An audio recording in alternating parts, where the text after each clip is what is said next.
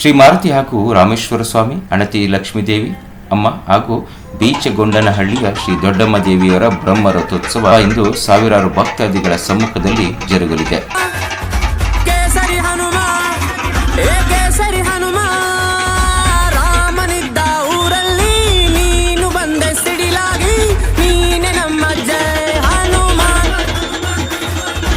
ಕಳೆದ 2 ದಿನಗಳಿಂದ ಬೀಚಗೊಂಡನಹಳ್ಳಿ ಮದುವಣಗಿತ್ತಿಯಂತೆ ಶೃಂಗಾರಗೊಂಡಿದೆ.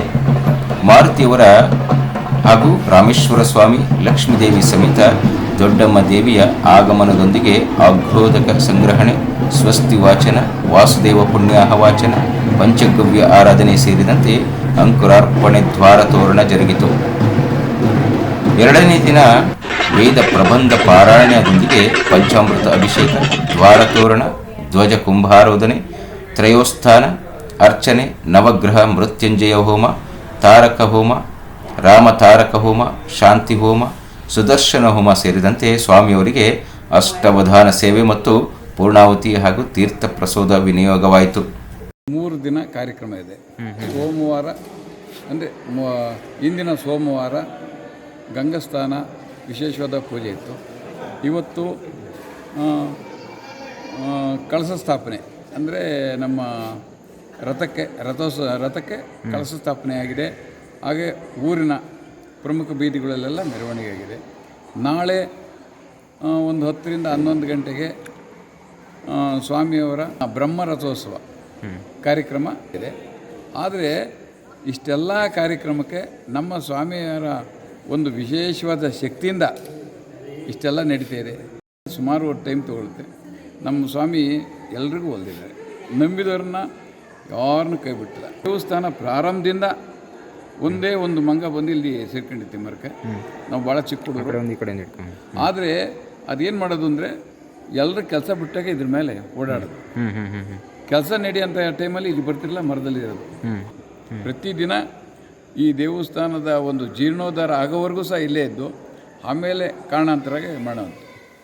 ಅದನ್ನು ತಂದು ನಮ್ಮ ಹಿಂಭಾಗದಲ್ಲೇ ನಾವು ಅದನ್ನು ಸಮಾಧಿ ಮಾಡಿ ಅದಕ್ಕೊಂದು ಶಾಂತಿ ನಮ್ಮ ಹಿರಿಯರು ಎಲ್ಲ 100ಕ್ಕೆ 100 ಭಾಗ ಆ ಶಕ್ತಿನೇ ಇವತ್ತು ನಮ್ಮ ಸ್ವಾಮಿಗೆ ಅತಿ ಹೆಚ್ಚು ಶಕ್ತಿ ಬರೋಕ್ಕೆ ಕಾರಣ ಅವರೇನು.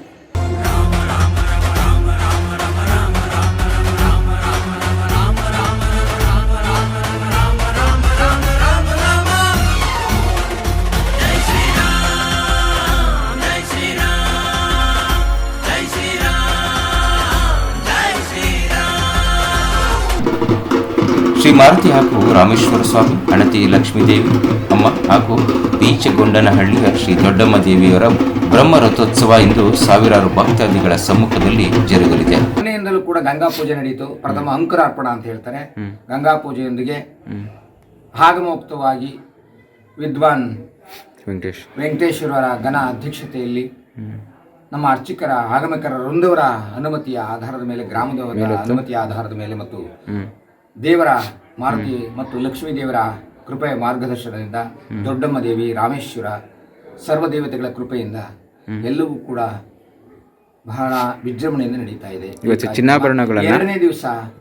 ಎರಡನೇ ದಿವಸನೂ ಕೂಡ ಹವನಾದಿ ಹೋಮಗಳು, ಅಭಿಷೇಕಗಳು ಮತ್ತು ಎಲ್ಲರೂ ಸೇರಿ ಭಕ್ತಾದಿಗಳಿಂದ ಡೊನೇಟ್ ಮಾಡಿದ್ದು ಅದು ಚಿನ್ನಾಭರಣಗಳು, ಬೆಳ್ಳಿ ಆಭರಣಗಳು ದೊಡ್ಡಮ್ಮ ದೇವಿಗೆ ಎಲ್ಲವನ್ನು ತಂದು ಅದಕ್ಕೆ ಪಂಚಗವಿ ಅಂತ ಹೇಳ್ತೀವಿ, ಪಂಚಸ್ತಪನವನ್ನು ಮಾಡಿ ಅದಕ್ಕೆಲ್ಲ ವಿಜೃಂಭಣೆಯಿಂದ ಮಾಡಿ ದೇವರಿಗೆ ಪಂಚಾಮೃತ ಅಭಿಷೇಕಗಳನ್ನು ಮಾಡಿ, ಅಮ್ಮನವರಿಗೂ ಪಂಚಾಮೃತ ಅಭಿಷೇಕಗಳನ್ನು ಮಾಡಿ 9:30ರಿಂದ 10 ಗಂಟೆಗೆ ಸ್ಟಾರ್ಟ್ ಆಗುತ್ತೆ. 10ರಿಂದ 2 ವರ್ಷ 12ರೊಳಗಡೆ ಬ್ರಹ್ಮರಥೋತ್ಸವ ಎಲ್ಲವೂ ಮುಗಿದು ತದನಂತರ ಹೋಗ್ಲಿ ಅಂತ ಇರುತ್ತೆ, ಅದು ಕೂಡ ಮುಗಿಯುತ್ತೆ.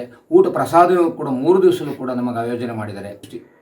ಅವನ ಅದ್ಭುತ ವೀರಾಂಜನೇಯ, ಭಕ್ತಾಂಜನೇಯ, ಅದರಲ್ಲಿ 2 ಸಂದೇಶ ಇಲ್ಲ. ಯಾವ ಕಾಯಿಲೆಗಳನ್ನು ಹೊರದೂಡಿಸ್ತಾನೆ, ಭೂತ, ಪ್ರೇತ, ಪಿಶಾಚಿ, ವಾಮಾಚಾರ ವಿದ್ಯೆಗಳಲ್ಲಿ ಎಲ್ಲ ವಿದ್ಯೆಗಳಲ್ಲೂ ಕೂಡ ಪರಿಗಣಿಸಿ ಎಲ್ಲ ಸಂಕಷ್ಟಗಳನ್ನು ಬಗೆಹರಿಸಿದ್ದಾನೆ. ಇನ್ನು ಬೆಳಗ್ಗೆ 9 ಗಂಟೆಯಿಂದ ಶ್ರೀ ದೊಡ್ಡಮ್ಮ ದೇವಿಯವರ ಮಡೆ ಸೇವೆ ಹಬ್ಬವನ್ನು 10 ಗ್ರಾಮಸ್ಥರು ಬಹಳ ವೈಭವದಿಂದ ನಡೆಸಿಕೊಟ್ಟರು. ಜೊತೆಗೆ ಮದ್ದು ಗುಂಡಿನ ಪ್ರದರ್ಶನ ಏರ್ಪಡಿಸಲಾಗಿತ್ತು.